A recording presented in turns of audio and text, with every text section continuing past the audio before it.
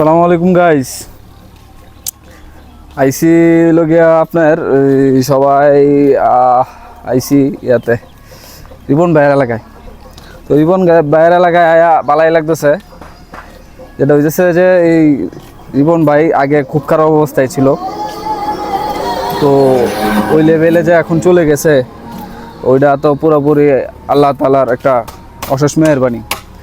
তার এলাকা থেকে যে মানুষদের কাছে জিজ্ঞেস করে যতটুকু জানা গেছে যে আগে তাহার লাগিয়ে একটা পাশাও আসেন না, আর এখন সে ডা জায়গা কক্সবাজার জায়গা বিভিন্ন বড় বড় জায়গার যায় বড় বড় মানুষের সাথে ছবি দেয়, ভিডিও করে।